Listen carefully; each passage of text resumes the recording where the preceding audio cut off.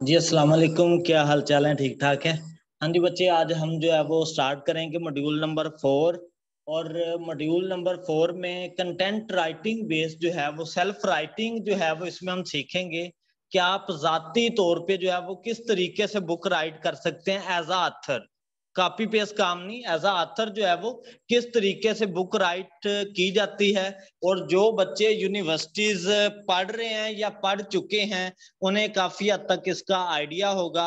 और ये वाला जो मेरा मॉड्यूल है ना, ये पोर्शन बुक प्लानिंग का और साथ में बुक क्रिएशन का, इसे आपने कानों की से नहीं सुनना, समझ लें कि दिल की आवाज से जो है वो सुनना है। इसे आपने दिल से सुनना है, ठीक है। और लफ्ज मैंने दिल बोला, साथ ही मेरे माइंड में कलाम आया और इसमें शेरो शायरी के तरीका से मैं सारा काम जो है वो सिखाऊंगा। तो एक ज़हन में कलाम आ गया, सुनाता जाता हूं। तो फिर टॉपिक जो है वो स्टार्ट करते हैं। कलाम है जी। दिल में हक जलवा नुमा था, मुझे मालूम ना था मैं न था, खुद खुदा था मुझे मालूम ना था। दिल में हक जलवा नुमा था, मुझे मालूम ना था मैं न था, खुद खुदा था मुझे मालूम ना था। अल्लाह को यूं ही अर्जो समा में ढूंढा, ऐ बुत्तो तुम में खुदा था मुझे मालूम न था। बुत में नहीं इंसान, दूसरे मिट्टी के बुत नहीं। इश्क बाजी में रहा खौफ के है दर्दो बला, इश्क दर्दों की दवा था मुझे मालूम न था। कुरान पाक में लिखा था फी अनफुसिकुम, अल्लाह कहता है मैं तुम्हारे नफ्सों के बीच हूं। नहनु अकरब भी लिखा था, मुझे मालूम न था। अल्लाह कहता है मैं तुम्हारी शारक से भी ज्यादा करीब हूं। गैर जान के बुत को न सजदा किया गुलाम, तूए बुत सजदा रवा था मुझे मालूम न था। तो बेटे ये जरा बार फिर मैं रिपीट कर देता हूँ कि दिल की जो है वो आवाज से आपने इसे सुनना है और बड़े मजे के पॉइंट्स इसमें डिस्कस होंगे।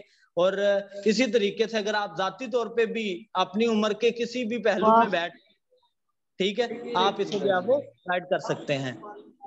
जी बेटे, ये G004 अपना माइक म्यूट कर लें। कल भी ऐसे हुआ था कि आपका माइक जो है वो ऑन रहता है। चलें, इसमें जो है वो आज हम करेंगे जी overview of book planning. Overview of book planning में हम जो है वो सीखना शुरू करते हैं जी। सबसे पहला पॉइंट कि जो आपने बुक राइट करनी है, बुक राइट करने के लिए सबसे पहले जो है वो आप किसी मुद्दा को, किसी जो है वो कैटेगरी को जो है वो टारगेट करते हैं। क्या आपने किस कैटेगरी के ऊपर जो है वो काम करना है। चाहे आप कॉपी पेस्ट कर रहे हैं, चाहे आप जाती तौर पे जो है वो अपनी बुक लिख रहे हैं, तो आपने काम को जो है वो टारगेट करना होता है, किसी स्पेसिफिक ऑडियंस को टारगेट करना होता है कि जो आप काम कर रहे हैं वो किस लोगों के लिए कर रहे हैं, आपके रीडर्स जो है वो कौन से हैं। ठीक है जी। तो ये काम आपने किस तरीके से स्टार्ट करना है, मैं फिर बता दूं कि ये काम कॉपी पेस्ट का मैं नहीं सिखा रहा अभी, ये सेल्फ राइटिंग सिखाने लगा हूं। ठीक है, इसलिए क्वेश्चन जो है वो जरा अलर्ट होके बैठिएगा। जो बच्चे एमफिल कर रहे हैं या बीएस कर रहे हैं उनके लिए इंतहाई बेनिफिशियल हैं ये लेक्चर्स, ठीक है, थीसिस वर्क के लिए।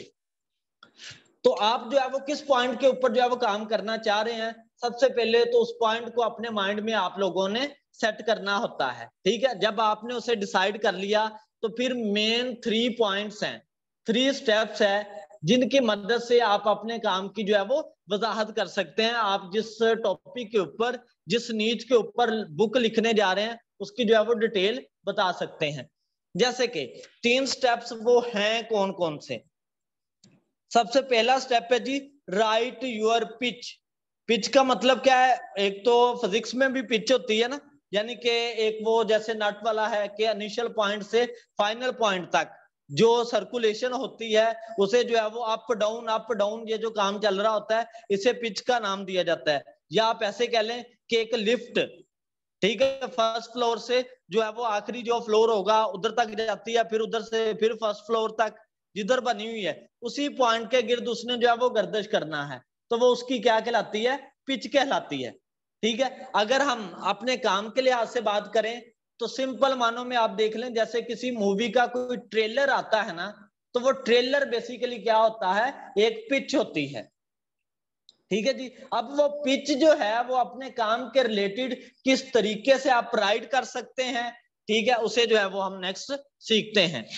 अब आप कोई भी, आप माशाल्लाह से सभी प्रोफेशनल लोग बैठे हैं, अगर आपने कोई अपनी जाती बुक लिखनी है, नॉन फिक्शन लिखनी है या फिक्शन लिखनी है, तो उनके लिए क्या सारा तरीकाकार होता है, वो सारी की सारी बातें जो है वो सीखनी है। तो फर्स्ट पॉइंट है जी पिच के रिलेटेड।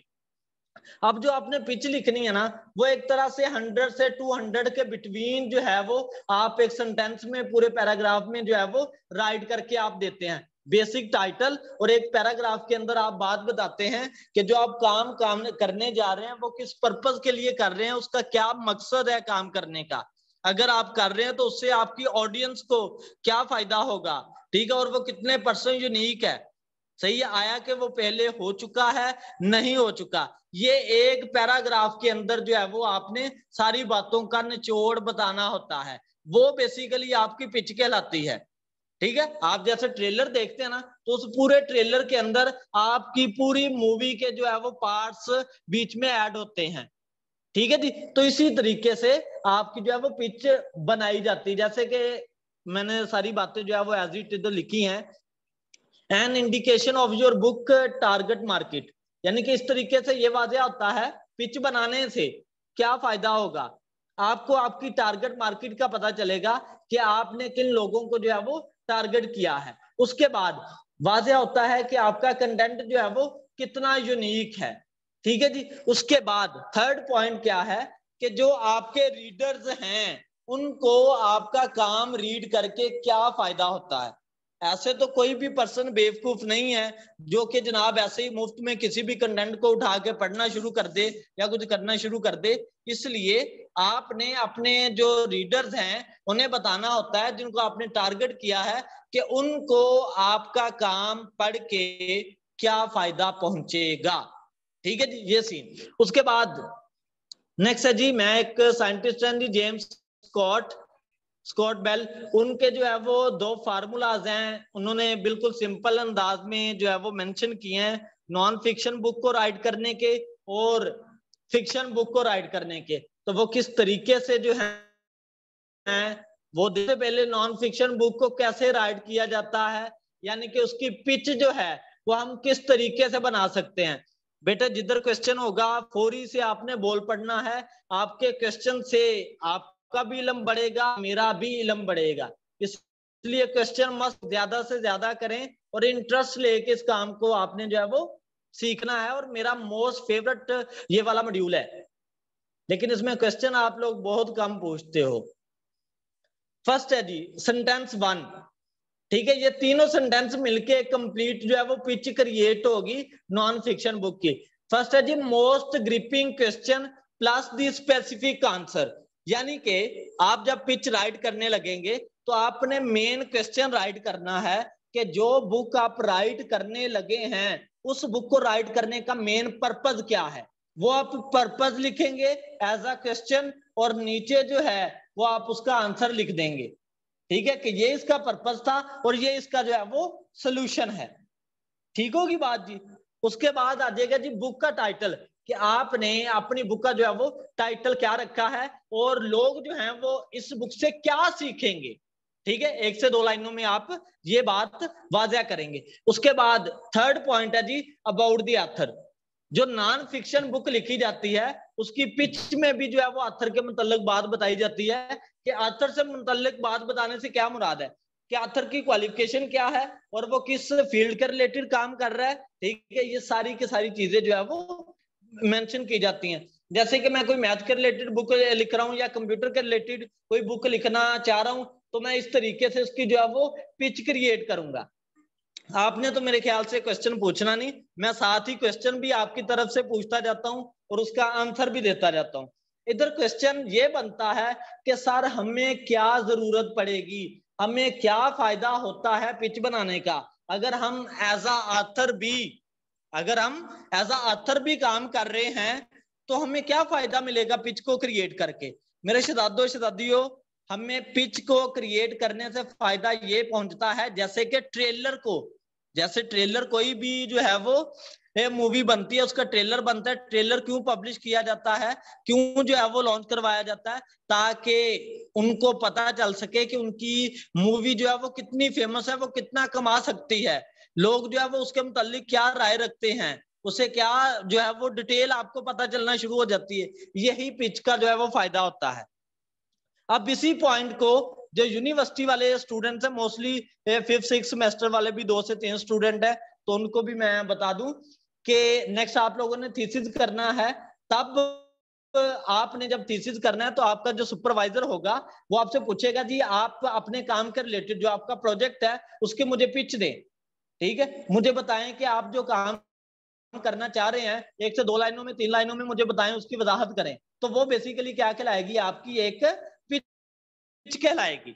बात इधर तक ओके है जी? जो मैंने नॉन फिक्शन बुक की पिच के रिलेटेड बात बताई, वाज़ेह जी इधर तक? और आप कॉपी पेस्ट भी जब काम करना है ना, तो ये चीजें आपने देखनी होती। ओके हो गया जी, नेक्स्ट चलते हैं। नेक्स्ट है फिक्शन बुक की तरफ हम बढ़, किस तरीके से उसकी पिच जो है वो क्रिएट करवा सकते हैं। नेक्स्ट है फिक्शन बुक की पिच क्रिएट करवाने के लिए सबसे पहले आप अपने कैरेक्टर नेम जो है वो मेंशन करेंगे, क्या आप जो है वो कौन कौन से कैरेक्टर यूज कर रहे हैं, ठीक है। उसके बाद वोकेशन, उनका जो है वो पेशा क्या है ये आप बताएंगे। उसके बाद इनिशियल सिचुएशन, यानी कि जो स्टार्टिंग पॉइंट है कि स्टार्ट काम किस तरीके से होगा, यानी कि आपकी मूवी का आपके बुक का आगाज कैसे होगा, ये सारे का सारा काम जो है वो आप मेंशन करेंगे, ठीक है। फिक्शन बुक का, फिक्शन की वजाहत मैंने आपको पहले कर दी है कि फिक्शन बेसिकली किसे कहते हैं, कि जो एक स्टोरी बुक होती है। ओके होगी बात। उसके बाद है जी सेंटेंस 2 में the doorway of the return, ठीक है। इसमें जो है फिक्शन के अंदर तब तक आपका काम ओके नहीं होता जब तक उसमें कोई आप इंसिडेंट, किसी किस्म का कोई वाकया या स्टोरी मेंशन नहीं करते। तो सेकंड पॉइंट में आप जो है वो उसमें हल्की सी जो है वो स्टोरी मेंशन करेंगे कि असल में इसकी स्टोरी है क्या। ओके जी, जैसे ट्रेलर बन रहा होता है ना मूवीज का, आपने ट्रेलर देखा होता है कि कैरेक्टर नेम थोड़े से बताता है, उसके बाद कौन क्या काम करता है ये चीज, उसके बाद इनिशियल जो है पॉइंट्स है वो मेंशन करते हैं, ठीक है। फिर थोड़ा सा जो है वो स्टोरी का सस्पेंस, उसके बाद जो है वो डेथ के ऊपर है कि जो आपके कैरेक्टर्स हैं या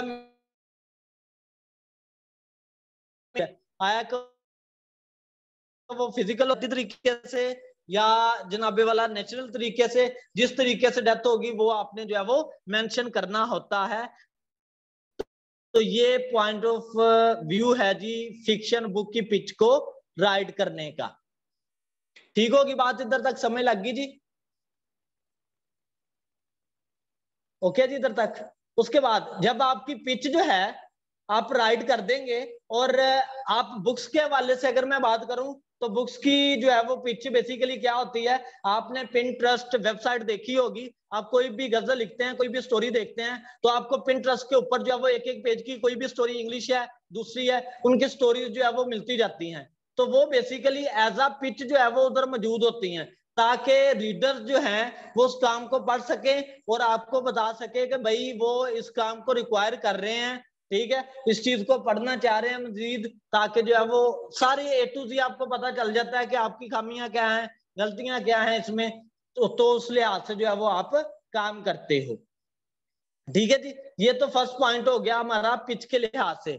सेकंड पॉइंट है जी elaborate on the important elements of your book.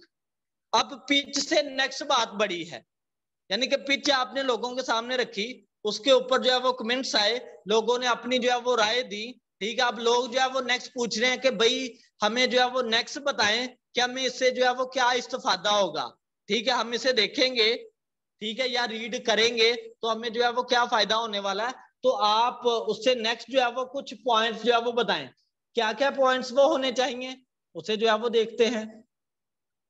ठीक है, फर्स्ट है जी mention the 2 or 3 turning points in your memories और नॉवल। आपने कभी देखा हो कोई भी मूवी जो है वो बनती है, उसके बाद उनके जो हीरो हीरोइंस होते हैं वो उनकी मार्केटिंग करते हैं, कोई भी उनसे क्वेश्चन करता है कि मूवी का कोई डायलॉग बता दें, कोई जो है वो सीन बता दें तो वो बीच में सीन मेंशन कर रहे होते हैं, ठीक है जी।